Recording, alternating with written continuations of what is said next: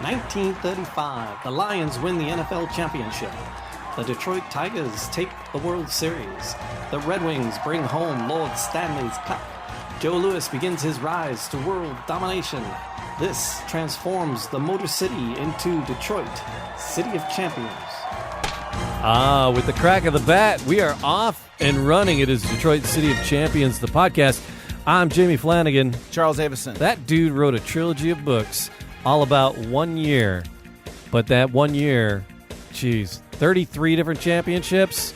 Amazing, amazing stories, amazing people. Charles, thanks for sharing the stories with us. Love being here. We got Matt Fox in the studio, too. Oh, No, I'm just going to I'll be in the background making stupid comments. He's our little sidekick guy. That's it, man. It's we're in sidekick heaven today. We just wrapped up taping the Man Cave Happy Hour, and now we're off and running. Surprise! With Detroit City of Champions. We're gonna have some fun. It's gonna be a good time. Charles, we're deep into the Red Wings. They had we're real deep. We're amazing. Real deep. So the regular season was nuts. Regular season's over. Back and forth, brawling with the Blackhawks. Yes. And it was just up and down, back and forth. The season pretty much had everything that you could expect out of a hockey season. Yeah. How many lead changes as far as first place goes happened? We have that in on the last chart. 10 games? It was. I mean, but just they the only last 10 games. There was plenty. It was it was a lot. Lots of them. Yeah. So they got down at the beginning of the season. You know, they at one point they moved into first place, and then they only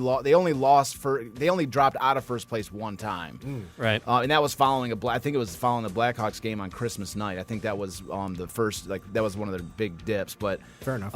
But after that, it was like they got real close till they got tied with or one game ahead at first, and they were at one point they were 5 or 6 games up, and then they're one game up, and then they're a couple. The games beginning up, of the season was miserable. They were way out. They're the Hitless Wonders several episodes ago. Yeah. And then at the end of the season, that was actually their biggest danger because they went through a huge, I think it was a 6-game winless streak. Right. The only thing that saved them was that other teams were having a bad run too. Exactly. The Blackhawks and the Bruins were also losing, and then so the season basically went in towards that last game against the Blackhawks, which was, I could call it, the penultimate game of the season, the second to last game, and it was basically all on that line because if the Blackhawks would have won that game, then it would have created basically a 3 or 4-way tie for first place. All the teams would have been locked up, and then as a result, when the Red Wings beat the Blackhawks, they clinched first place in the American Division, and then it left a 3-way tie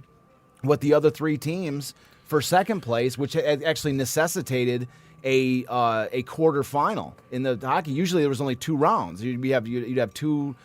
They'd been tinkering with the playoffs for years, but in this case, it created the need for in this time there's only 2 rounds of the playoffs. There's a semifinals and a finals, but then this necessitated a third round to break this tie between these 3 teams. Yeah. And so the Red Wings would have been in that group if they had not won against the Blackhawks and just literally clinched first place. So Matt. Yeah. The playoff hockey, yes, because we're living here in the 21st century, right? Mm-hmm. I've been to Wings games. I've been to one playoff game, and the energy that's coming in this game, Charles, it sounds like it's because this is and again, you say what comes up in the record books is this is the longest game ever played. Yeah, right. And that's the title of the episode. Today, yeah. So Matt, do you ever go to play? Have you been to playoff games? I've been to a handful of regular season games because tickets were cheaper. I was going to say because I haven't. I've been to one and it was a gift because I'm way too cheap because they get expensive around the playoffs. Yeah, they do. Charles, do you do many events? Live events? What, at the games? Yeah. Do you not go to really? No. I like to go to. I used to, but not. And I've never been to the Red Wings playoff game. Right. But I am happy to say that I did go to a game, and I sat in Dan Cleary's seats for a Red Wings game at Joe Louis Arena, and then I did take my daughter to a game against the Las Vegas Knights at Little Caesars Arena. Oh, that's cool. So I've been able to experience both venues so far, and it's always fun. The atmosphere around hockey in itself. But to sit there for how many hours did this game go on? Yeah. Well, we're going to get to it. But yeah. No. So, but I just because I like going to at least one game of every sport. in a season.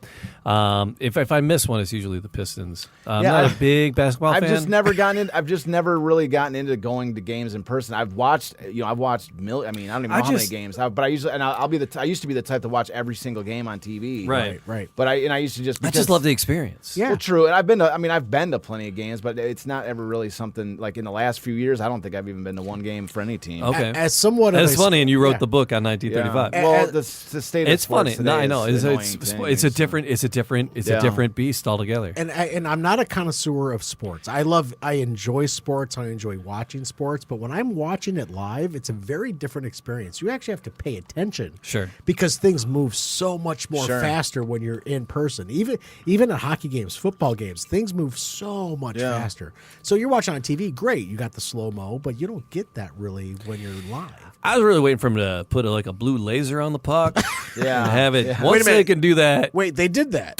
Back in the day, on the screen. Hey, why is that puck in aisle 6? It's I don't awful. get that. It's awful. Oh my god! What a wreck! Yeah, they tried to experiment. experiment those things. That was funny. Anyway, so but we're moving in. The season was just up and down, back and forth. It's a crazy battle season. royale. Like, one of the things I was really trying to convey when we did this, we spent so much time on the regular season, was this idea of just like I guess the underlying thing I was trying to convey was that basically every history book, if there is a mention of the Red Wings 1935 championship, which is rare, but if there is a mention, it's like they were a great team, they won, they swept, they ran through the season, and then they moved on to the playoffs, and then they went to the longest game ever. You know what I mean? Like it was like the regular season is usually just like Yawn. a sentence. Yeah, you know what I mean? They never. So I wanted my goal was for spending so much time was to show how all the events that led up to. I mean, this is a franchise itself that had been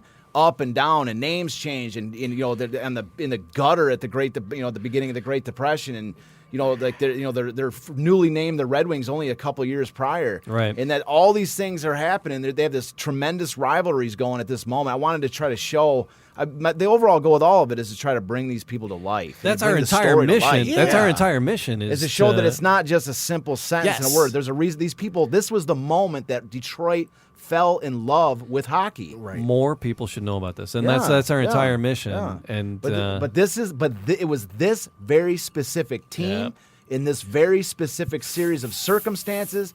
This is what led Detroit to fall in love with hockey. To be the trifecta. Yes, and fall in love with hockey. But fall in love with hockey. To be Hockey Town. Like that's what I'm saying. We as today, when we go to these there's a playoff 4-story games, monstrosity called Hockey Town now, with a big spinning puck on top of it. What I'm saying is that we fell in love. Detroiters are absolutely, which I love. We're Hockey Town. We're this. The Red Wings are an institute. They're one of the most recognizable franchises in all of sports in the freaking world. In the world, absolutely, and they're one of the most recognizable brands that there is.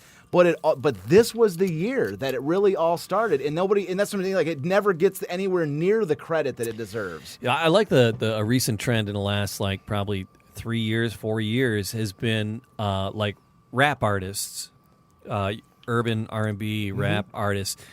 Sporting Red Wings gear. Oh, they've been wearing rocking Red Wings gear for a long time. But it's actually becoming a little more prolific in the last couple of years. Well, the Red Wings logo is just so iconic. Right. I mean, it is. Yeah. I mean, the Detroit, the D, Eminem's got the tattoo, sure. Kid Rock, and so many people have the Detroit English D for the Tigers, and that's so synonymous with Detroit. I just thought it was cool that it's recognized because hockey isn't always coming down from Canada, and it's boring. It hasn't been as cross cultural as other sports. As the Red Wings, it's getting more and more like that. It's becoming more and more cross cultural, and it's getting away from the Russian Five, and there's more people from the States playing. I think, and I think it's cool that the and they're sporting the Red Wings logo. I just love it. I love it. The wing wheel, man. Like, there's again, this is where it all started, and there's a reason why. It's not just some kind of random thing where it's like, well, we got a hockey team and it just kind of grew over the course of time. No, there was a spark that drew these people there because now they're cheering for a team that the Tigers had won. Joe Louis had done his thing. was still doing his thing. And was still doing it. And then the Lions had won. And so now the Red Wings represented the final championship necessary for Detroit to claim a larger title, the larger idea of the City of Champions, and to do something that nobody had ever done. And now all of a sudden, that's what, like I say, that's what drew these fans to it, was the larger story, and that the Red Wings, it created a new storyline around this team. So then let me ask the question. Is this the first time in history in 1935 that one city... No, 1927, New York did it. Okay, New York did it. But they also had twice as many teams entering the field of competition because they had 2 hockey teams, like 2 or 3 football NFL teams, 2 or 3 baseball. They had 3 baseball teams. So Detroit was more. So Detroit was next up on the list. Yeah. So there nobody's done it since 35. Right. But in the 27 they did it. But there was New York, New York may have had 6 in 27, but Detroit had. Well, they had 3. They had 3. But in all total, how many? They had 3 championships. Detroit. No, there was also sharpshooters, and there was. You mean in Detroit in 35? Yeah, they had 33 championships. That's what I'm saying. New York didn't do that. No. I did a comparison in the second book. Yeah, they didn't have Garwood. They didn't have Walter Hagen. They didn't have Joe Louis. No, that's what I'm saying. Like, so the 3 majors that New York replicated, but nobody's ever done what Detroit did in 35. On the plaque, because we talked on the City of Champions Day, on Champions Day, we talked about the plaque, and on the plaque, they removed Joe Louis, right? Because they moved the boxing. Because at the moment they were making the plaque, Joe Louis had gotten beat by Max Schmeling in the first Schmeling fight. Right. And they put a diver in, right? Exactly, they put, so who was that? To me, that's the only black mark from the entire City of Champions story was the removal of the boxer from the plaque because in all fairness though, Joe Louis had not won his heavyweight championship up to that point. Yeah. And so there, he was the greatest fighter alive, but he had not won the championship. And so when they're doing City was it of a Champions, mistake to have put him on there in the first place? Not at all. It was, because he was on such a rise. They should have recognized he was the most him? famous person in the world. He was an international superstar. Okay. I mean, in the second book, I got a French magazine where he's on the cover. It's like, this is Joe Louis. It's all in French.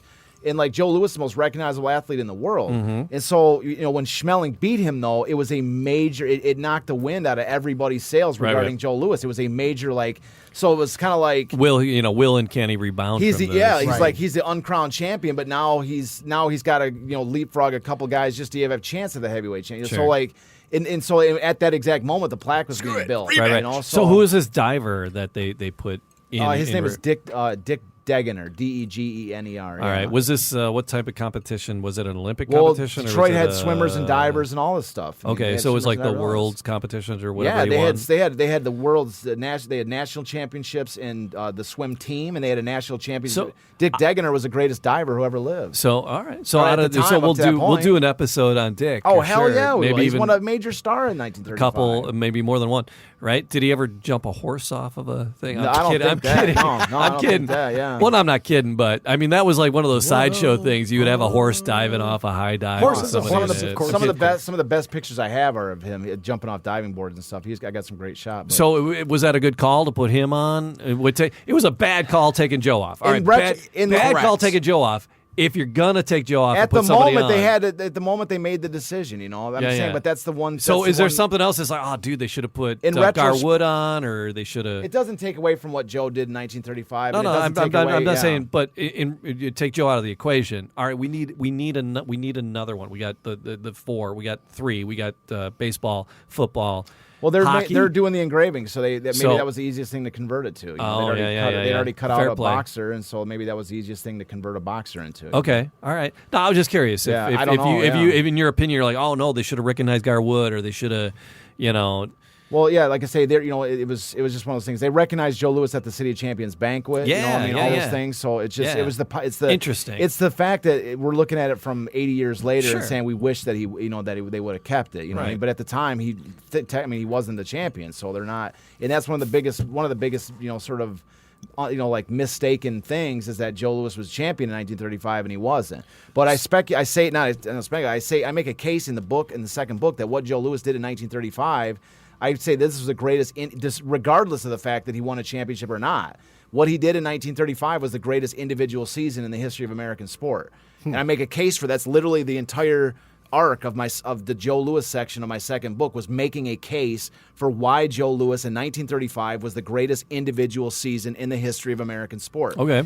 And so when added to that, if my case is proved correct, if my logic is proved to be, if you accept that line of thought without even reading it, but But if that is proven to be correct, then factor in this idea that we have the greatest individual season in the history of American sport, coming in the midst of what I say is the greatest overall season in the history of American sport. And so that puts that in a realm that will never be beat.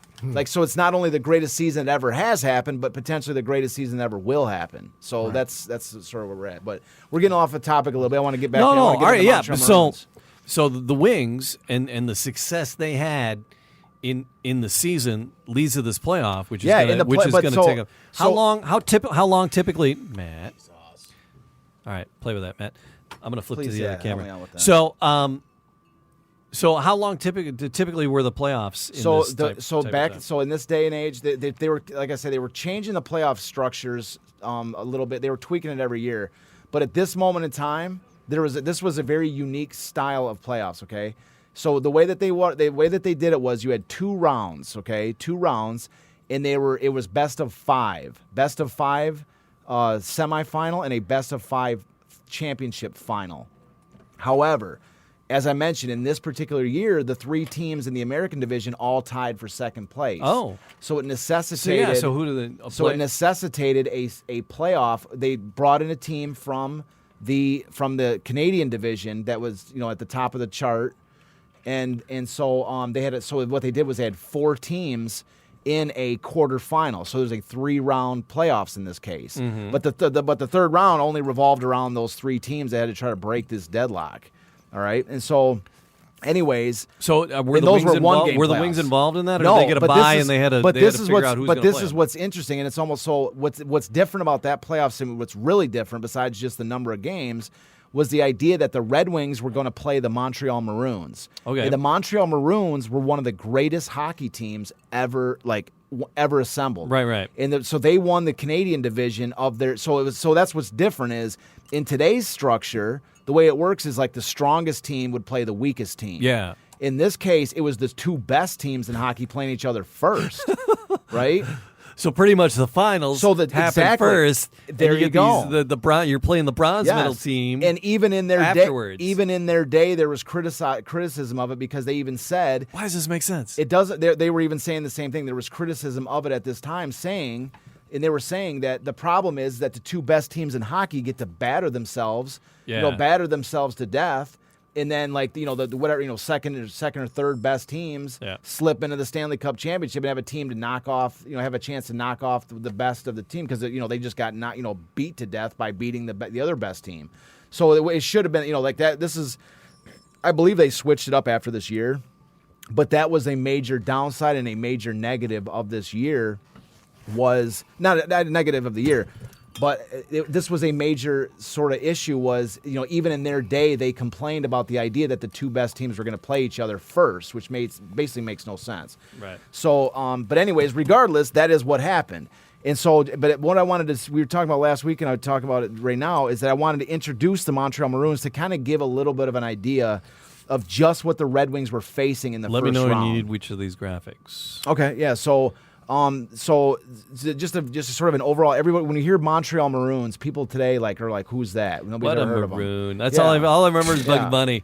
What a maroon! So the Montreal Maroons, So to this day, people, hear the Montreal Canadiens. That's the NHL team that exists today.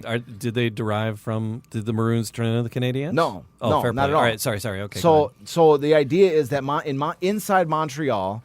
There's basically Montreal's a bilingual city. You see, yeah. So it's a bilingual city. Yeah, that's all I got. And so, but not only is it bilingual, but there's also been sort of a divide. There's literally. I mean, they all are bilingual, but there's sort of a half of the city that's French speaking, and they're diehard French. They've kept their French culture, French heritage, and they're they're determined to keep it that way. And then you've got an English culture. I mean, it's a result of the English and the British taking over Canada. The French have maintained their French culture, whereas the English and British have done their thing too. So the creation of the Montreal Maroons was a result of wanting to give the English speaking community in Montreal their own team. Okay, so the Canadiens were a French team, and they wanted to give the English speaking. They call them Anglophones or Anglophiles. They wanted to give the English speaking portion of Montreal their own team. Yes, and so the name Maroon was never really an official name. They just They had maroon. They had maroon jerseys and tan pants. And here comes the Maroons. Yeah. So anyways, and so they just basically they came around in 1924. 1924-25 was their first season, and when they came in, they didn't even have, like I say, they didn't really have an official name, but they wore maroon colored jerseys, and people just called them the Maroons. And so they just kind of adapted that into their name and started just that became what they were called. So, but what's interesting, so the Montreal Maroons. If I wasn't a Red Wing fan, this would be my favorite team. Okay. Seriously to this day. They are my second favorite team, and it's because of, if you actually dive into their who played on these teams and just how cool they were. I mean, like that. There's sort of a historical aura around this team, at least for me. Okay. And so in their second season with as the Maroons, their second season in the NHL, the Montreal Maroons win the Stanley Cup. In 1925-26, they win the Stanley Cup championship. Is that the one we got? No, I'll cue you. Fair play. So over the course of time, the Maroons are one of the most competitive teams in the entire NHL, and this is they're every single year they're in the top of the league, or they're competing for a playoffs. Canadiens were? No, the Montreal Maroons. Maroons, okay.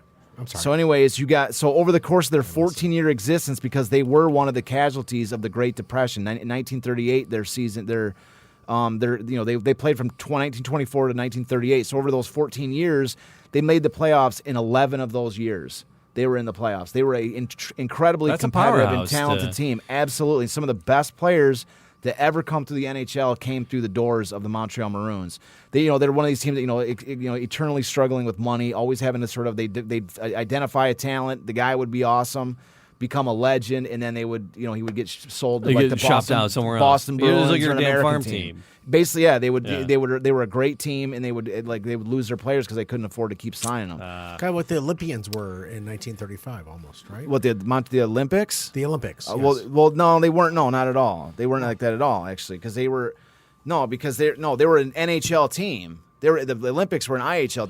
They were literally a minor league team. All right. But the Montreal Maroons were a talented and competitive NHL team year after year after year after year. The problem is that they couldn't maintain their best players. They were forced to sell them off because the Boston Bruins or New York Americans or these American teams had more money than them. They would poach their best players. That was from the them. A's in Moneyball. Yeah, so it's more. They're more. If anything, they're fair. If anything, they're closer to the in baseball is to the Tampa Bay Rays. But they were far more competitive than the Rays consistently. Like I say, because when they would lose those guys, they would replace them, and then the team would be good again. They weren't missing a beat. That's the difference. And so they were, like I say, they were in their era. They were a incredibly highly respected team in a the Maroons were good year after year. Whereas the Red Wings, they kind of built this organization over the course of time. They were good every single year. You always were expected to have a good game against the Maroons, and so. So they played they played in the same stadium as the Montreal Canadiens, which was the Montreal Forum, which is a legendary type building. Going into 1933-34, which is sort of how this all coming into. So like I say, there's this tremendously competitive team. And so, the next sort of person that's integral to understand with regards to the Maroons in 35-36 is a coach, general manager named Tommy Gorman, and you can throw him up on the screen. We got a picture of him. So Tommy Gorman is one of the most legendary names in the history of hockey. So not only was he one of the founding members of the NHL, he had a role in founding the NHL, but this is a guy who. He's in the NHL Hall of Fame, the Ottawa Hall of Fame, and also the Canadian Horse Racing Hall of Fame. Huh. So this guy, he's Horse Racing Hall of Fame as well. He's done everything, and this guy won in his career. He won 7 total Stanley Cups, and he won. And he's the only man in the history of sport, in all of sport. It doesn't matter what sport you're talking about: baseball, football, hockey, the major sports, anyways. Huh. He's the only man to win his championship with 4 different teams. So like everywhere this guy goes, he's winning Stanley Cups. And so in 1933-34, he is the coach and general manager of the Chicago Blackhawks. And so he took the Chicago Blackhawks from last place to first place in a single year, and that was the team that beat the Red Wings in the Stanley Cup championship, their first appearance in the Stanley Cup. Wow. So Tommy Gorman is the coach and general manager of the Blackhawks that beats the Red Wings in their first Stanley Cup championship. That's wild. All right, yes. And so then he gets into a disagreement with Frederick McLaughlin, the guy he's the owner of the Blackhawks. Was it his neighbor? No, I'm just kidding. No. So, anyways, so he gets into an argument with Frederick McLaughlin, with the owner of the Blackhawks, and so he basically like leaves the Blackhawks, and he's like, so I'm going over to the Montreal Maroons. So the very next year, which is 1934-35, he goes to the Montreal Maroons, and he turns them into a Stanley Cup winner. Right. So he wins back-to-back Stanley Cup championships With 2 different teams. And he says this about the team he built in Montreal in 1934-35, which was the greatest team that ever stepped on the ice. And I have the quote in my book, but I just kind of wrote it down here for ease. He believed that the 34-35 Maroons were the best team he ever built, but the best team that skated the ice of the NHL. Right. That's what he said. And he would know. These are because the He was words- there since the beginning. Yeah. Yeah. Are these the words of Gorman here? That was Tommy Gorman, what he said All right. about that 34-35 Maroon team championship that he built. So there's 2. So he went back-to-back championships. Now, 1935-36, this is the 3rd year in a row. This is the same 34-35 Maroon team that he claimed was the best team in NHL history. So you got to know they're playing. Yeah, so that's what I'm saying. Like, so Tommy Gorman's won 2 Stanley Cups in a row with 2 different teams, and now he's gunning for his 3rd championship in a row. This is the Maroons team we're talking about here. The coach and GM is a friggin' legend in the history of the NHL. I mean, he's one of the best team-building coaches ever. And the team that he's bringing to this game, he claims, it was virtually the same identical team. It's almost the same exact team that he ran out in 1934-35. This is the team that he claims the best team in the history of the NHL. You see what I'm saying? Yeah. This is not some powder puff team that got rolled over by the Red Wings in the playoffs. This is one of the best teams ever. Okay, so anyway, so one of the guys that Tommy Gorman was like sort of one of the players that is absolutely essential into understanding the 35-36 Montreal Maroons is a guy named Lionel Conacher. And so his nickname was the Big Train, and we have a slide of Lionel Conacher too. So the 3 credentials we talked about with the Hall of Fames for Tommy Gorman. Listen to this guy's credentials, okay? Canadian Sports Hall of Fame, Canadian Football Hall of Fame, Canadian Lacrosse Hall of Fame, Ontario Sports Hall of Fame, NHL Hall of Fame, and the Lionel Conacher Award is the award still given out to this day by the Canadian Press to the Male Athlete of the Year. Yeah, I hear that. I listen to a lot of Canadian radio. Lionel Conacher. I listen to the CBC, and that name comes up. He was voted at, I forgot when this was voted on, but he was voted as Canada's best athlete of the first half of the 20th century. Okay. So here's a quick little. That's a monster. So here's a couple little quick credentials. 1921, he wins the Grey Cup in football. He's the Grey Cup. He was one of the best players on the Grey Cup, which is a football. It was a Canadian football champion, Toronto Argonauts. Yeah. Toronto Argonauts are a very well-known team name. So he won the football championship with the Toronto Argonauts. In 1926, he's playing baseball for the Toronto Maple Leafs in a baseball team that won the International League Championship, which is a AAA championship. So he wins a baseball championship just a few years after that.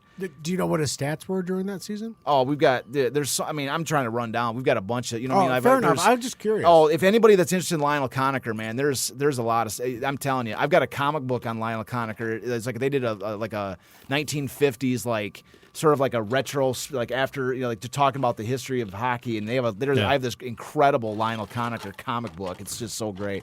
And so he's just so legendary. So yeah, so he was with Tommy Gorman in 33-34 with the Blackhawks when they beat the Wings. in my the God. championship. Nice. And then Tommy Gorman brought him to Montreal in 34-35 to help Right. him win with the Montreal Maroons. Jeez. So I'm trying to paint this picture. This is a guy that wherever he goes, he is winning He's winning. championships. Yeah. Okay, he is a monster. Yeah.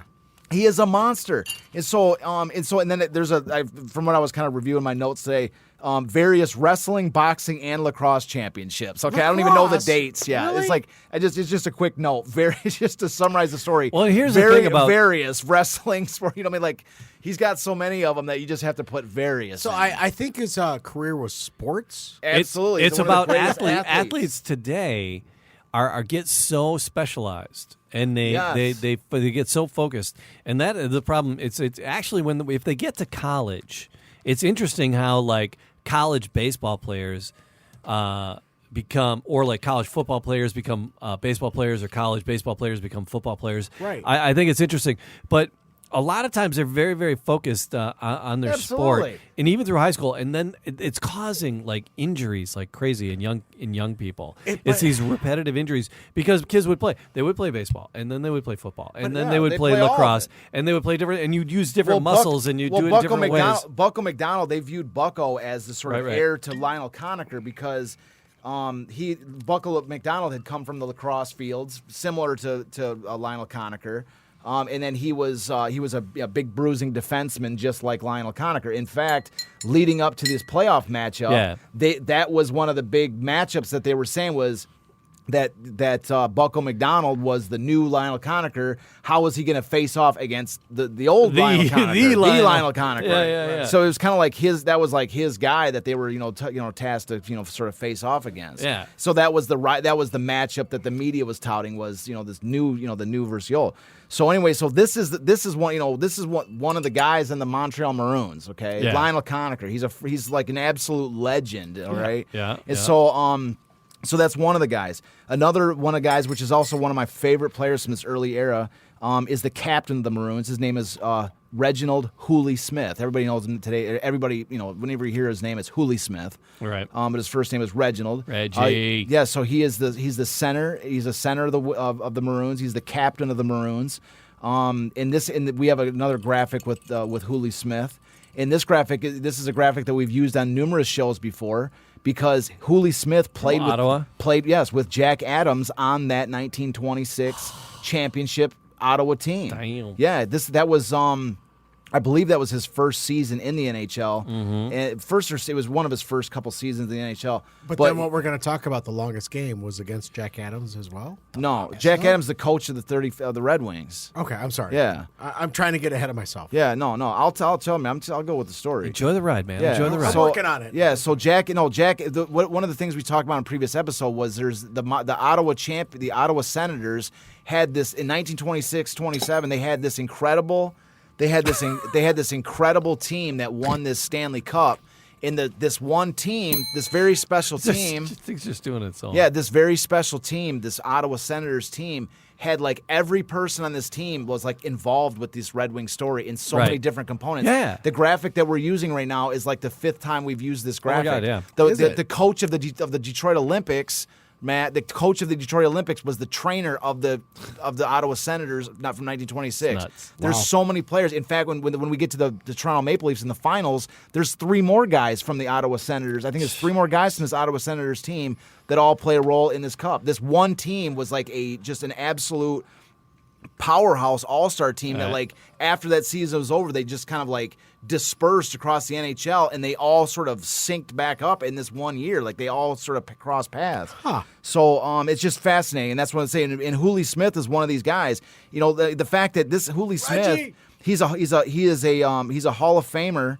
He himself is a Hall of Famer, but he is he's basically like the Steve Yzerman of this Montreal Maroons team. He's a longtime captain, and he's like the heart and soul of this team. He's the scorer. He's a two-way player. He's everything. And early in his career, there's this didn't necessarily to do with 35, but a few years prior, there was this legendary line called the S line that with 2 other guys whose last names started with an S, named Nels Stewart and Babe Siebert, who this line was one of the most famous and feared lines in the history of the NHL, especially in these early days. Like this S line, like they were like almost, I mean, they were like basically unstoppable. They're incredible, and so they're like anytime you ever look up Hooley Smith, they're like one of the feared members of the S line. like it's like anybody that looks back at 30s and 40s hockey history, they're like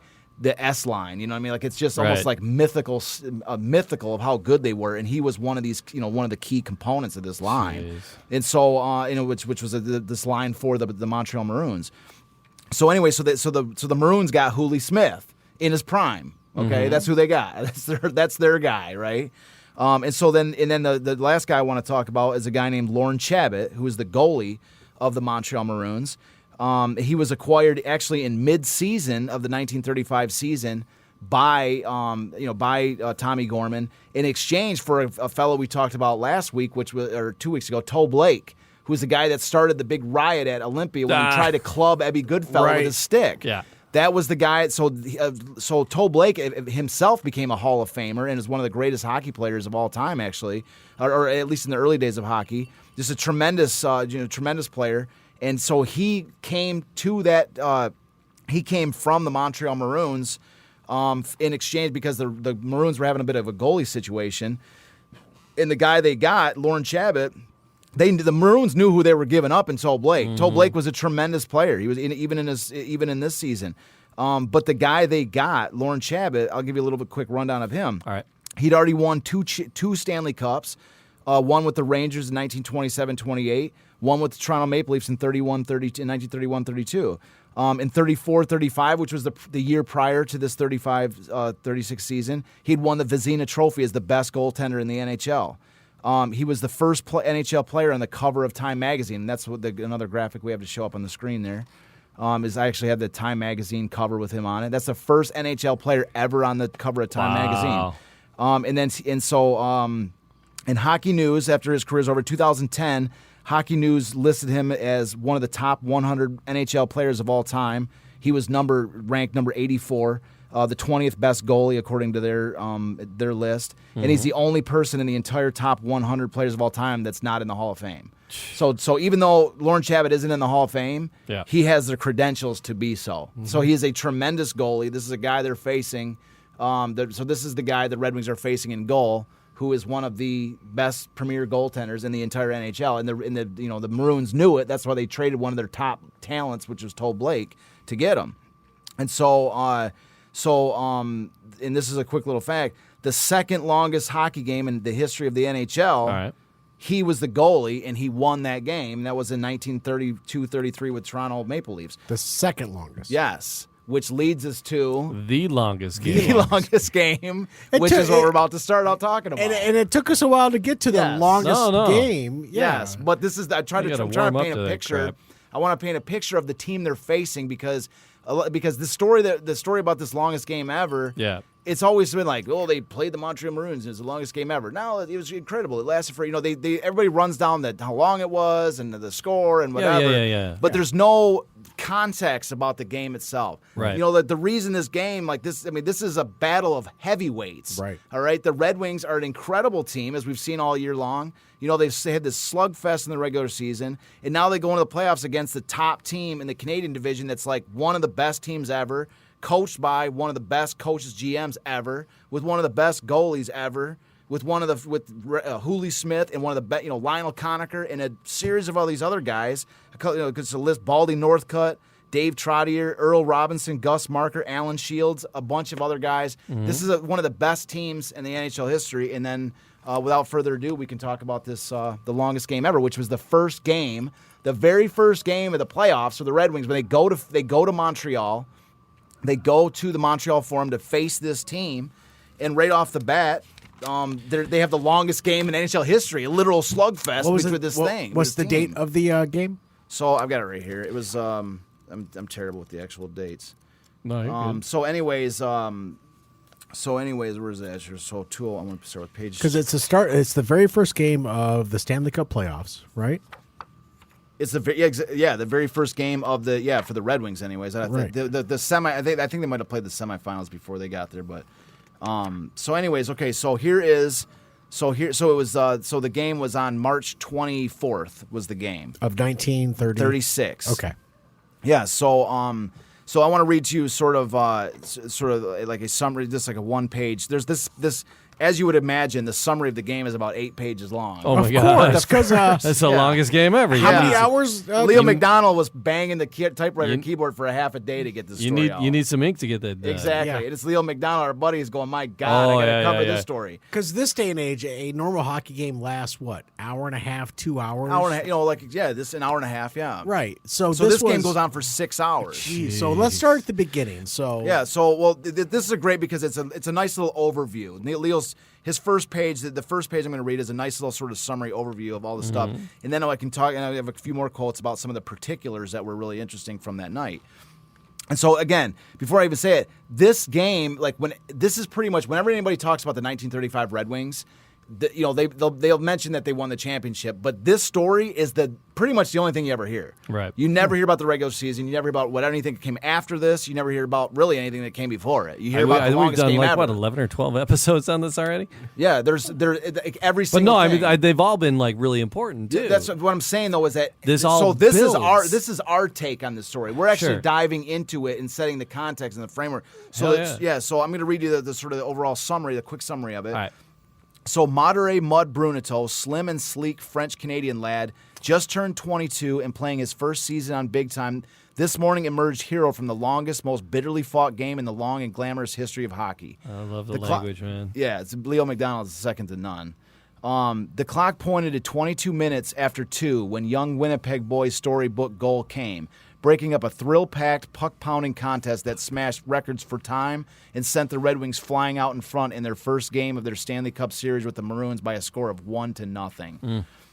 When Bruneteau ended the game, two great and thoroughly game but exhausted teams had played 176 minutes and 30 seconds of hockey, extending over nearly 6 hours, during which 10,000 fans were wrapped in amazement.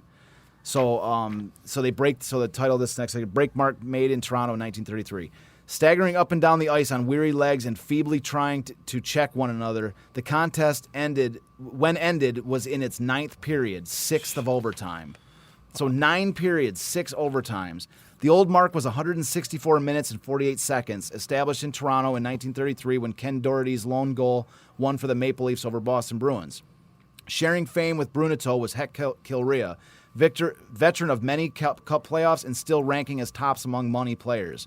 It was Kilrea who pushed the puck into Montreal territory and made the pass that was scooped up by the alert Bruneteau and shoveled into the net past the startled Lauren Chabot, grizzled veteran who, along with Normie Smith, played amazingly in the nets. Brilliant in a remarkable display of batting and kicking out pucks, Smith turned in his greatest game in one of the finest exhibitions in the history of Stanley Cup competition. He more than matched Chabot in a thrilling duel that had Montreal fans marveling. As one and then the other goalies squirmed, stretched, and dived into smother and clear pucks rained in on them during the night's time-eating orgy. While Chabot was turning back 80 shots, Smith saved 75, dozens of which were seemingly goal-ticketed and coming in the hectic overtime heats when a goal meant victory in the sudden death system used in the series. Joining Smith in the distribution of glory were the Red Wing defensemen and Detroit's smart back-checking forwards who teamed in a magnificent performance that sent the Red Wing stock soaring as they prepare for the second game of the set here Thursday. Man, Leo's a wordsmith. Dude. I This dude just is a the poet. puck pounding. Yeah, and he's just, a word. He's my a alliteration poet. king there. Yeah, Yeah, he is a NHL poet. yeah. I'd love I'm hearing sorry, that, the man. 12-year-old in me came out. He said orgy. Ah, Yeah. Those are the words he uses to keep your attention. hell yeah. It You kept know? my attention. Hell yeah. So that's the overall summary, was that you get the idea that you have this, this contest with goalies, the defensemen are going back and forth, Yeah. Mud Bruneteau scores the goal. And so here's like sort of the next thing I wanted to throw in here too. Yeah, So yeah. Page 86. This is a little bit of some of the particulars from the evening. Yep. So what does it say? So this is a description by Mud Bruneteau, which we talked about last week. Yep. Of the actual scoring of the goal. So he says, all I know is this, said Bruneteau. Heck had the puck and he was skating like the devil. He broke through the last 2 men and cut to his left. I swung down the right, turning towards the net. Just as I got there, Chabot lunged towards Heck, who passed to me. I had plenty of space to shoot through, and the puck grazed his arm. I happened to be there, and that's all. Heck, Kilrea deserves the real credit. He's the one who made the play. I just batted it into the net. You know what that's called, Charles? With What he just described? That's called puck luck. Puck luck. Well, but not when it comes to Heck Kilrea, who brought the puck down ice. All right, he was. But he just was the in the way right. that- just he the was way in the that it right place goes at the in. right time. But it was a bang play, which means Heck got it to him, and the puck was wide. Mickey Redmond will often refer to puck luck. Well, maybe, but this was a solid play. It wasn't like he just whammed it in and it just went in. He was like, he gives full credit to Heck Kilrea because he says, Heck had the puck and he was skating like the devil. He broke through the last 2 men and cut to his left. I swung down to the right towards the net. Just as I got there, Chabot lunged towards Heck, which opened the goal space for him. We said right there, who passed to me. I had plenty of space to shoot through, and the puck grazed his arm. All right, so I happened to be there, and that's all. If it was another guy, he would have been open too. He was crediting the luck that he was the guy in that situation. But if it would have been virtually any other Red Wing in his spot, Heck would have got him the pass just the same. Yeah. So it wasn't just some fluke play. Like it was I like to think it was like all this action going on, and it finally swung around, and the puck was open, and there it was. And I said puck luck because that's just by happenstance the puck goes in. But what just happened, what you just described, is gentlemen reading each other's minds. Yeah. And knowing where they were going to be. Whoever it was going to be, they bang, here's tape to tape, goal is open because they did something right. And it was, you're talking about, they're talking 6 hours of hockey. Oh, and these guys were swirling around for 6 hours. At what part of the game? And you was thought that? the Lions? You thought the Lions were the It's the Iron Man. ninth period that happened. Yeah, and they're still reading each other's minds. Well, there's this thing's going on for 9 hours. At this point, it's just become a marathon. Who can stand the longest and who can suck it up? I mean, there's descriptions in here. I spent a lot of time writing about these games in here. And they're talking about during periods they're drinking brandy with sugar in it and all this weird stuff. I mean, gotta stay awake somehow. Well, yeah, brandy with sugar in your water bottle on the bench. I like it. Well, that's Jamie. And that's what they're saying is really it became like this grind out. Like, think about it, there's no Zambonis in this day and age. Sure, no. Oh, the ice must have been just... They're just sweeping the ice. They're sweeping the ice chunks. So at the end, they're like skating on cement. I mean, this thing is... I mean, this is the very definition of who wants it most. Oh, right. And it's not to take anything from the Maroons saying, like, they didn't want it as much as the Red Wings, but I'm saying, like...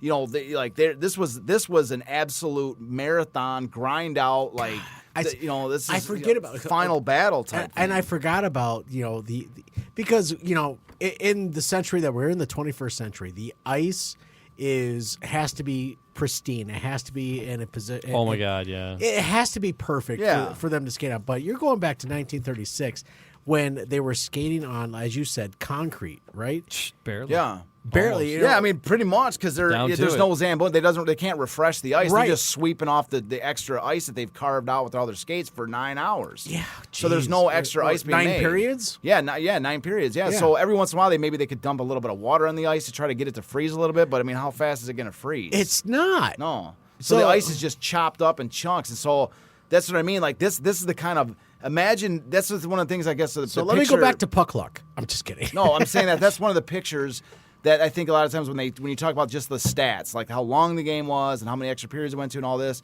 that doesn't get talked about is like imagine after 9 hours, these guys are just literally just, I mean, they're just skating on like tenacity and just guts. I mean, there's like, if the first guy that can summon enough energy to make that final rush on the ice, they seize a little crease heading down towards goal, and you can see the goalie swings out, towards Heck, and then Heck still has enough energy to swing that pass over through all the ice chunks and debris to get it to Mud, and Mud slings it in. So Jack Adams has a great little quote here, and this is by Bob Murphy. Shortly after the game, where Jack Adams is sort of talking about in the game, like how dog tired they were and sort of what they were doing. How many bananas and how many bananas and pieces of pizza can you eat? Well, I don't think they were eating much of that. They were drinking bourbon and sugar. Bermuda sugar was what I read was one of the things that kept them going. But they, so this is Jack Adams talking, and this is Bob Murphy reporting. He says, the fellows were down on the floor dead tired, said Jack Adams. Yeah. No one was saying anything. This is between periods. This is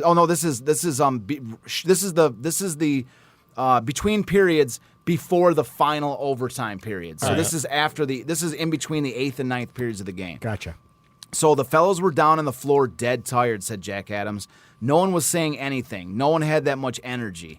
All of a sudden, Herbie, meaning Herbie Lewis, leapt to his feet, smiled, and yelled to the gang, "Say, fellows," said Herbie, who was trying to appear as fresh as a daisy, "isn't this a joke on Charlie Jacobs, the Olympia concession man? He's waited all his life for a hockey game that would go this long. Yeah. He'd make $1,000 if this game had been played in Detroit. Do you know? Do you know?" asked Jack Adams, "that Lewis pulled the team right back into good spirits. He made them forget they were tired. Great. It was a great psychological move by one of the game's greatest. Our fellows went out and ended the game in the next period. I give this little wisecracker part of the credit." Nice. One of the concession vendors really needed the would've money. made tons but- of money. Yeah, they would have made tons of money selling all those items. So that's what he was laughing about for that. So anyways, one of the unsung heroes that of course doesn't get talked about and really never gets talked about for anything is Bucko McDonald. Of course, our growing to be at least my favorite player. I think he's growing on the rest of the. Jamie, I think he's become one of your favorites. Love Bucko. Yeah, I love so, Bucko. Yeah. So I'm learning, and I'm liking Bucko more and more. So anyway, Bucko is the unsung hero because he doesn't score. There's only one goal scorer, right? But the three biggest heroes of the night were Mud Brunito, of course, Normie Smith, who stopped. They say in the article 75 saves, but I saw in other sources 90 saves or even 91 saves. There's so many saves that sometimes you just probably lose track. But but anyways, just an incredible number of saves. So those are the two heroes. But the other third hero, recognized by all the papers, was Bucko McDonald because of what he did. And I'll read you a description of sort of why they viewed him as one of the best players on this team.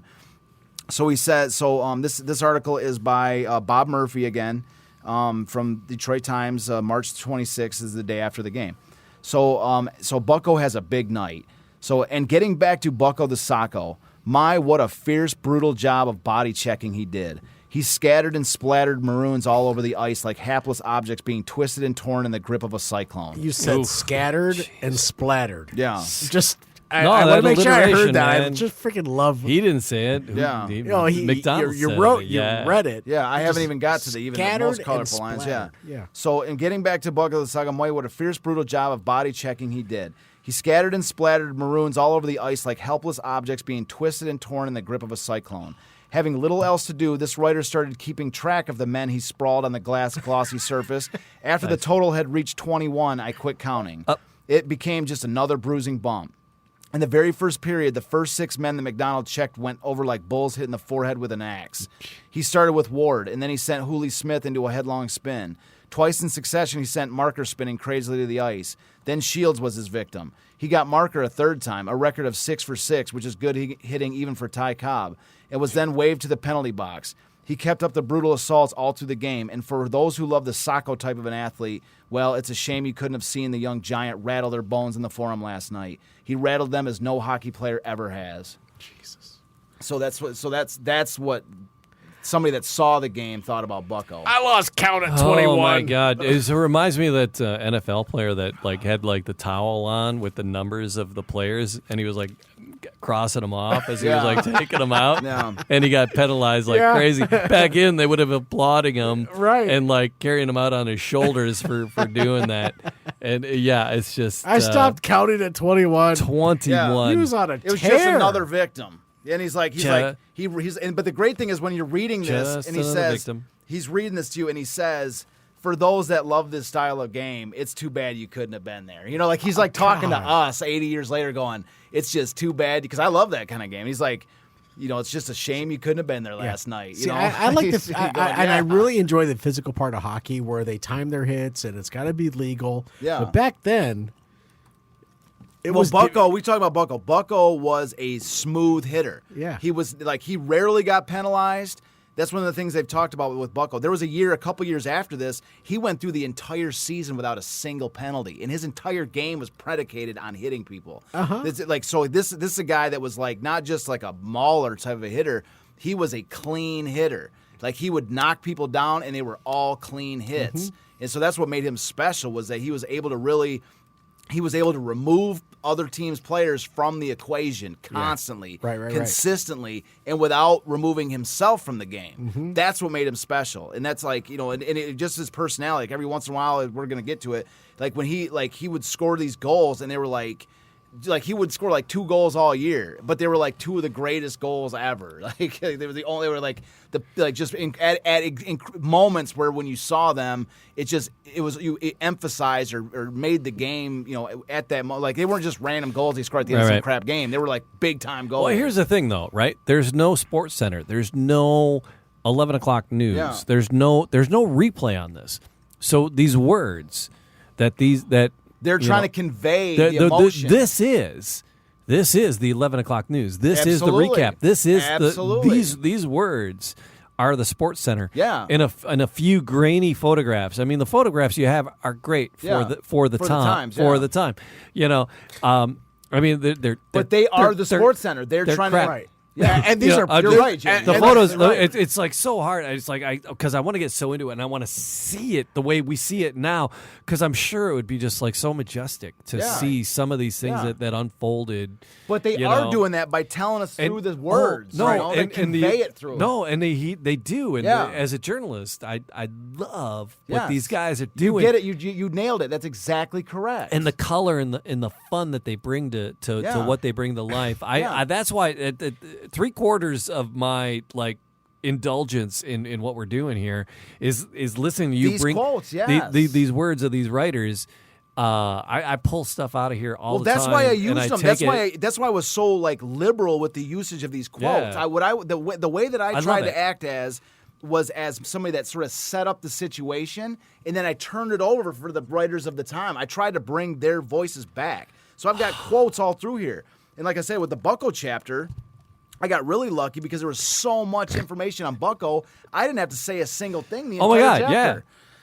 So like one of my favorite articles I've already read in a previous episode where we said they were like the whirling dervishes or the red wolves on the prowl. They never went with the same descriptions. It was always because they were conceptualizing in the games, according to what they saw. And you're like, and that's and you hit it right in the head. I'm glad you see that because that's absolutely what I was trying to do. And that's absolutely what I'm trying to do. We're trying to do with the show is to bring, let these people tell you what happened, because their job in 1935 was the primary conveyor of information about these games to their viewing audience, and that now is serving to their audience, to the reader who was the audience that couldn't get to the game, and now 80 years later, here they are doing the same thing. They're through the microphone, through this power of media.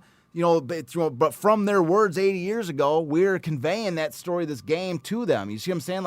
I think it's fascinating. I think it's fascinating that we're able to bring their words back like this, and their original purpose of telling the games is once again being resurrected. Yeah. So absolutely. So I got one more little. All right. Quote with What Bucko. else we got to cover today? So one more last little quote and this is about Bucko again. Okay. I don't even have to flip the page for this.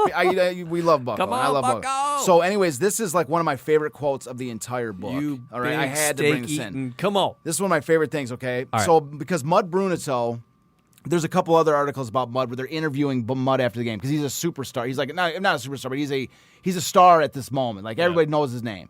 And he ends up becoming a Red Wings, he's in the Red Wings Hall of Fame, and he becomes a major goal-scoring power throughout the rest of his career with the Red Wings. But this is, of course, the goal he's always known for. But Mud Brunito, when they're asking Mud about, hey, Mud, they're like, hey, it's your typical sports questions where the sports writer says, hey, Mud, how what's it feel like to be the greatest name in hockey today? Everybody knows your name and you're the biggest star in the world. What does it feel like? And he's just like, well, I just want to thank everybody because everything's great. Easy, Michael. Your basic, your standard formalized sports answers. Quit teasing, Tito. But I'm just saying, his formulaic response where, I got to thank my teammates. With the article I just read about Heck Kilrea, where he's like, it was all heck. I just happened to be there. like he's giving credit to everybody else, and he's like, what did the first thing he do? He's like, oh, I called my dad. That was the first thing I did. And I told my dad how great it was. Like he's just giving these kind of standard formulaic What are you gonna questions, do next? right? I'm going to Disney World. Well, so that's why I wanted to set that up, because Mud was just, Mud Brunto was just kind of going, well, everything, I got to thank my teammates and stuff. But this is now where we bring in Bucko. Okay, this is where I want to start with. So the Bucko McDonald in this very next bit, and Bucko was 21 plus hits. Is that right? Bucko's this awesome personality who says whatever the hell he wants to say, right? So Bucko is not like Mud Brunito, okay? So that's what I'm saying. Like so here is Mud Brunito. I'm trying to get the date of it. It is this is the very next day. And you're talking. Oh, it's Bob Murphy again. This is actually 2 days later. Okay. So this is 2 days later, right? So Bob Murphy again. So again, we just established that Mud Brunito as being this kind of laid back, giving credit to everybody else, and doing this formulaic sports response to an answer of like, what does it feel like to be on the top of the mountain? But in decided contrast to the quiet and modest Mud Brunito was pounding, pulverizing McDonald, kid defenseman who gave a history-making phenomenal performance of brutal body checking in the 176 minutes and 30 seconds of play. McDonald was up and about early. He went for a long hike, buying newspapers on every corner. He sat in the hotel lobby and acknowledged the salutes from passers-by. He chuckled and smiled as he read glowing accounts of his work. He was here, there, and everywhere, missing not a word of anything, contributing his own versions of when the occasion presented. McDonald boasts the confidence of a king who issues orders from a high throne. He'll tell you before a game what he's going to do, and he'll be the first one after the game to confess he did it. Bucko the Socko abhors this thing called mock modesty, but with it all he is vastly different type than Dizzy Dean. Nothing Bucko says or does is offensive. The only thing Bucko and Diz have in common is that both produce with TNT results. When newsmen approach him, McDonald quickly will say, "Have I got time to talk with you?" Say, "I've got time to talk to newspapermen any hour of the day or night. Boy, just ask me something. I'll answer it." So that's why I love Bucko, because he's like, Bucko, I have this vision of, like, it doesn't say it in the quote, but I have this vision of Bucko. I actually wrote it into the movie like this, where Bucko is sitting on a stoop, a porch stoop. Oh my God, and yeah. he's got a bunch of kids going, "Hey, Bucko, tell me what's more." He's like, I crushed that guy, and I crushed that guy. I tell you, kids. Yeah, and then like the newspaper guys are standing up there and they're going, "Hey, Bucko," and he's like, "Oh, come on over, guy." Like, I got a story to tell. yeah. Here's so the like, thing. so that's like the way I picture as Bucko, as he's going, like in contrast to Mud's, who's going, "Well, it was a team effort," and Bucko's going, "Hey, I'll tell you everything you want to know." Let me tell you Bucko what was I great. did. Okay, come Yeah, here. that's what I'm saying. He's, like he actually says it in decided contrast to the quiet and modest Mud Brunito was pounding, pulverizing McDonald. Pulverizing. Yeah. It's alliteration. That's my jam. Alliteration is my jam. I got time. I got time any yet over the day to talk to you. Come on over. Here's the thing about that in juxtaposition of today is like you get some of these NFL stars and they sit down at a press conference and they're like, the people asking them a question, they're like, "Yes, I'm here to fulfill my contractual obligations." Yeah. "Yes, I'm here to fulfill my contractual obligations."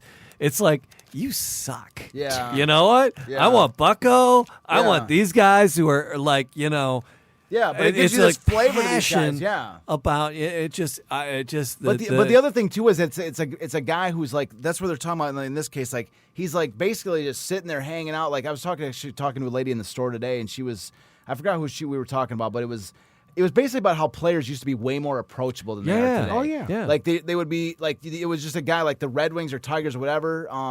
Like in fact, I was reading about or I watched a movie about Ron LaFleur from the Tigers the other night. It's the Ron LaFleur story. If you've never seen it, it's a great little movie. It's got, No, it is. It is. Oh, you've seen it? Okay. Yeah.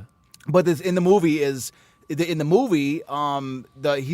in prison, and they're like, one of the guys from the prison reaches out to, I think his name is James Boutsikaris, who was he was a bar owner. And the bar owner knows Billy Martin, who's the manager of the Tigers. Yeah. These guys came into the bar, they hung out at the places, they walked amongst the people. They weren't like these billionaires that Right. like resided in a whole separate world. No. It's that's what I mean. Like these athletes and that were sort of part. They No, weren't- I'm just you'd have to laughing. climb I'm Mount thinking- Olympus to like knock on their front door. Like these guys were like hanging out on the front stoop talking to kids and Yeah. having Bucko's got a stack of every newspaper that mentions his name. He's Right, reading right, the newspapers right, about his right. own story. What was So- the family that had all the clippings that you were like astounded they had? Well, in fact, had- if we want to bring that last slide up I have with Normie Smith, this is a photo of Normie the Smith. hat trick one? Yes, this is actually from Norma Smith. It was his daughter. So I met Norma. Norma Smith was an absolutely invaluable, and when I say invaluable, if you don't know what that word means, like incredibly valuable source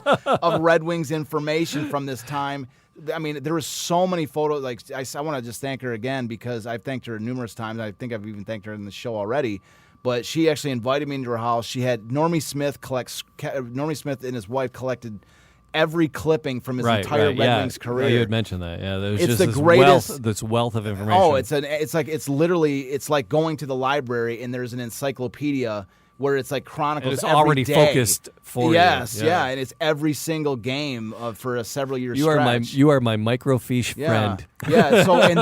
So in this photo, the photo that we have on the No, screen, because like people, you and I get it because we were at Yeah. we were at the end of it, right? People don't get going to the library every day, and grinding pulling out. out those reels.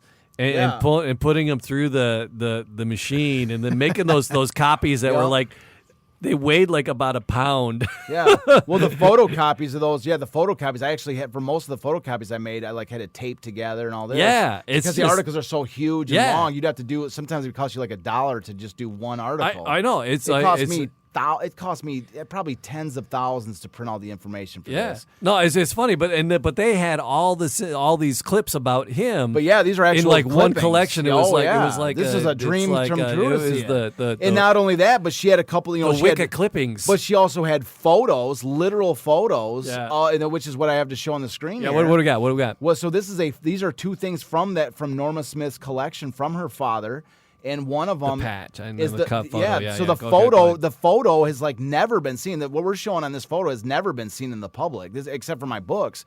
This photo is Normie Smith right after the game, and they're like, Is that this legendary game? yeah, this is right after the He game. looks just emaciated. He yeah, just- emaciated, and they're making fun of how they're like taking his skates off for him and everything. you a little tired? Well, yeah, they're come on. taking- Let's go get a yeah, steak. all the players are like, Come on. yeah, they're taking Oh, the yeah. players off them. Come on. And so, and then also the other photo on the screen is a patch that they gave to Normie, which is where it says 3 shutouts in one. Three single- shutouts in one a game. single game. Nice. Yeah, 3 shutouts in a single Well, game. you go for 9 flipping periods. It's 3 games. That's 3 games. Absolutely. So, Yeah. so you Yeah. got so they made him a patch that actually says 3 Hat for his trick. jacket.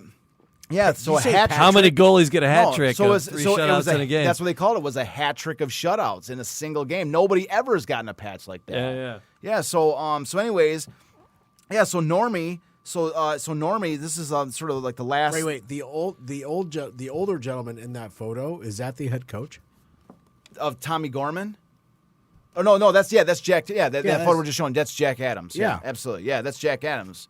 Yeah. So anyways, I love the just the Yeah, he's a fun, coach, the gentleman. fun they're Yeah. having. They just played a bloody 6-hour game, Right. And now they're having fun. I got a quote somewhere in the books. locker One of the room. players said after that game they went out for a couple beers after that game. Hell yeah! And they said when they went out, how do you go home? No, they said they went out and they had like 1 beer, and they said they were like wasted. They were like, I forgot which guy said it, but they were like, we had like 1 beer, and I was like, dude, I gotta go. I can't. I gotta go home. Like they were totally. I had enough Yeah. brandy and bourbon already. I Yeah. gotta Yeah, go. yeah, yeah. So anyways, so here's like sort of the final quote that I have to talk about here, and this is the so actually I'll fast forward a little bit because here that's game number 1, and that was a huge game because it established the Red Wings as now they're ahead in the series. It's a 3-game series, Yep. right? They only have to, they have to win 3, so it's a 5-game series. They have to win 3 of 5. They have to win 3 out But of the the 5 first games. game lasted 9 It's periods. the equivalent of 3 games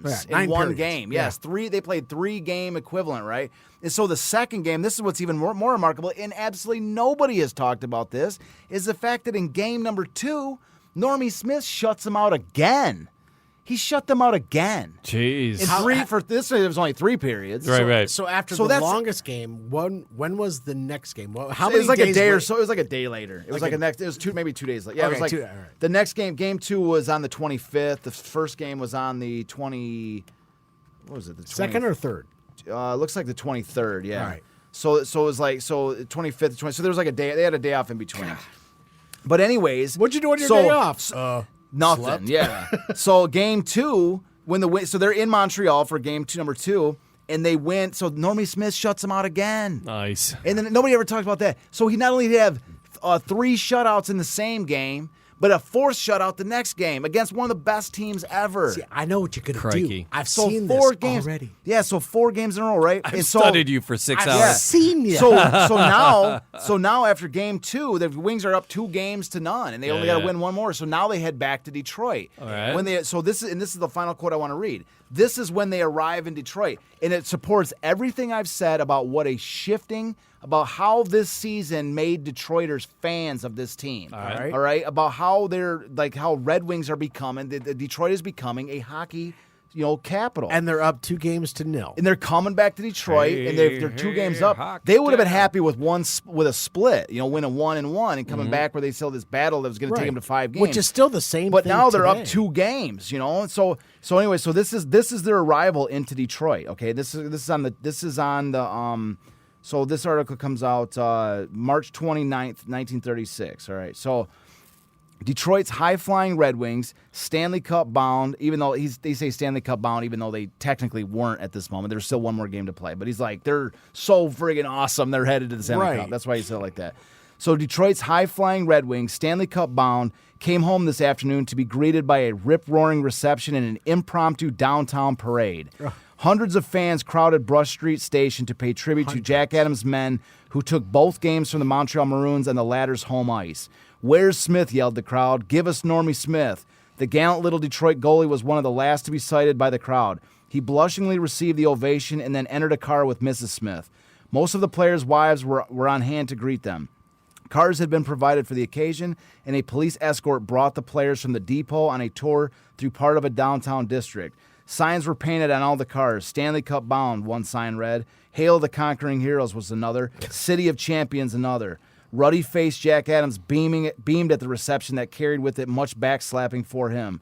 "This is the first time anything ever happened like this so far as hockey is concerned in Detroit," he said. "It'll make the boys fight all the harder." This is the first time anything like this has ever happened in Detroit for hockey. This is Yep. the moment. This Yep. is when hockey Well, and is we haven't had a football born. team. The Lions are in their 2nd year in Detroit. Yes. Right. But they just They won the they championship, yes. They won the championship. But they were still- But it's only their 2nd year. Yes. So there hasn't been chances for ticker tape parades. Detroit's just coming The into it. Tigers. There's been some Tigers. Absolutely. Well, they just excitement. won the first world. They're winning. We haven't even got to the celebration of the World Series. We didn't even cover that yet. And but- then Garwood has been celebratory, but it's the first time that it's like But they're it's coming spilling into- over to hockey. Yes. It's like let's get they're this having, going. They're still in the quarterfinals. Right. They're the semifinals. We're not done yet? And they're not even done with the semifinals. There's still 1 game left to play, and they come back like conquering heroes. There's a parade for them. Because I knew it was a spoiler alert. Because I know Because they the just story- did something remarkable. They just had a yeah.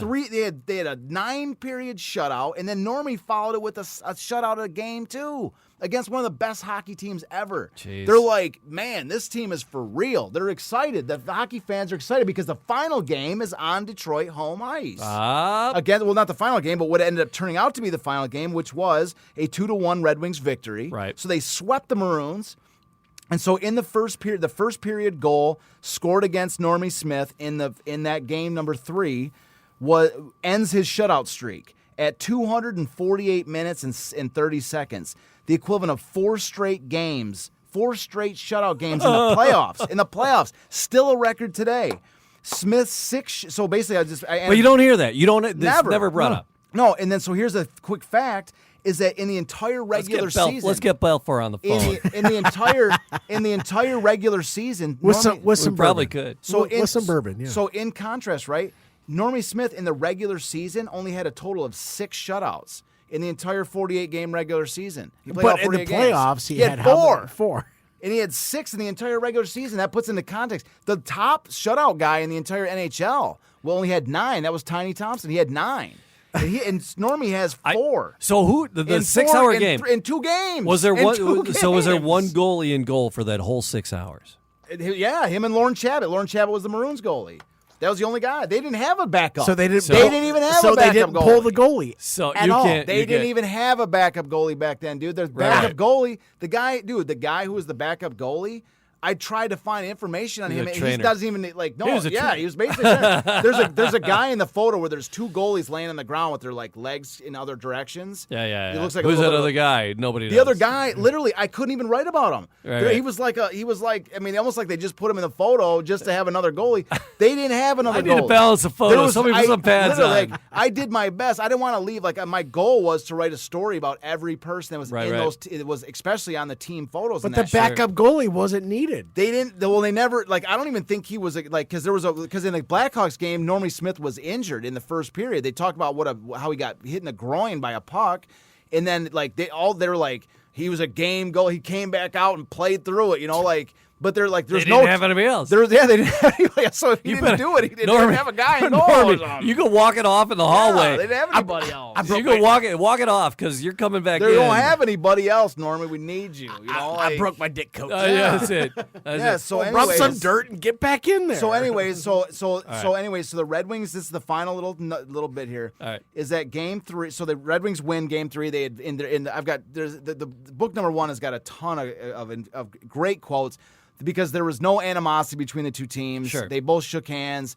They were all hugging each There other. were other They battle recognized- royales. This was just hockey. Game recognized game. Right. The Maroons recognized how great that the Red Wings had played and what a dogfight the 2 teams had had. They played the equivalent of 4 games in 2 games. Right.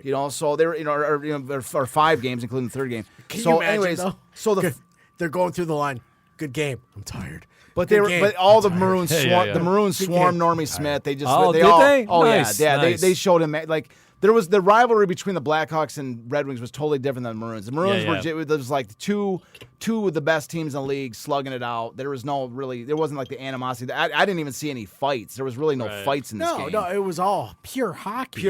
Exactly. So there wasn't like the scrum hockey like they played. Sometimes with the Blackhawks, sometimes it would be scrum hockey, and other times it would be clean hockey because they were just trying to win the game. Right. But anyway, so the final quote I want to lead off or end with Yeah. here is again another Bob Murphy quote. He's been getting quite a bit of attention here. So this comes after Hater this. Murph. This comes at the end of Game 3, and it's March 30th, 1936. Again, Detroit Times. Bob Murphy about this. So the Red Wings are celebrating in the locker room. And so about this time, someone broke through the door with news, and broke through means not they say hit with an axe. They Sure. just came in the room, okay, Yeah. into the locker room. So about this time, someone broke through the door with news that the Olympics had defeated Syracuse to clinch the IHL semifinals. Nice. So at the same moment Game's on. that the Red Wings had just won their semifinals, their minor league team, Moving up. they had also just swept their semifinals. Well, We they can't can lose. do it. Both we teams. can't let the little boys show. We can't let teams the little sister Can't show let up the little big brother. show us up. Exactly. Yeah. Minor and major league teams are now both On advancing to the the way. champions, to the finals of their respective champions. Spoiler alert. Spoiler Yeah, we know. We've talked about it because We've already given it away. I know. They were out of town. They had to come back But in the town, fact and that they it's- went to the final game for the minor league team, which is great. But the fact we're that gonna it's get all to happening at the exact same time. that. Effing love it, it's man. it's like this symmetry. I mean, the great like just think about this for a quick second, all right? The We just talked energy's about gotta this- be nuts, We man. just talk about how this season, which I think is this incredible season, it ends with this huge rivalry dogfight with the Blackhawks, and then the very first game they're playing against one of the best NHL teams in history. Like they're playing against this incredible team, and the very first game is the longest game in NHL history. Like, how much do you want this And championship? they were Yeah. the best team in history at that point in time. Exactly. They're one. Right. And, Tommy Gorman, the credentials that this man has are that's why I point to the he goes, this is one of the best teams like in NHL history. And you might want to write that off and say, oh well, that's just a coach being flattering about a Yeah, team, yeah. whatever. But his credentials, the fact that he's already, I mean, at this point, I think he'd won 4 Stanley Cup championships already, and he's like, this is the best team I ever built. Yeah. It's like, You know what I mean? Great. This is his talent alone suggests that the team that he's also coaching is also probably pretty good too. And which speaks, and I'll share this, which speaks to Tommy Gorman because he built an incredible team Absolutely. to compete against the Red Wings team that was at the pinnacle of their talent. Yeah, at this is that a point yeah. in time. All right, yeah, guys. so they had to go through this incredible team. That's what I'm saying. And then in the fact that the first game of the playoffs was the longest game in NHL history. Love it. And it's this story we're talking about. How did- like yeah, it's it's- the most grind out of imagine if I went in there like Movies don't write game, themselves. Yeah, they do. Like game number 1. Yeah, they beat the Maroons. It was cool. Yeah. It was the longest game ever. Ever. It was All right, guys, we got to hit it though. Yeah, we gotta get out of here. It's just everybody who's been following along the City of Champions. Thank you. Subscribe, follow, like, leave a comment. We appreciate you. Charles, I I love all. We love this the, stuff. This is the amazing. language you Wait bring till we to get life. to the finals. We haven't even got to the Stanley no. Cup finals. Wait till Matt, we get to the finals. Thanks we're for about, being we're coming here, up on the gentlemen. Cheers. We're All out. four drinks I had. Cheers. Yeah. Keep your stick on the ice. Keep your stick on the ice, boys. Yeah, there you go.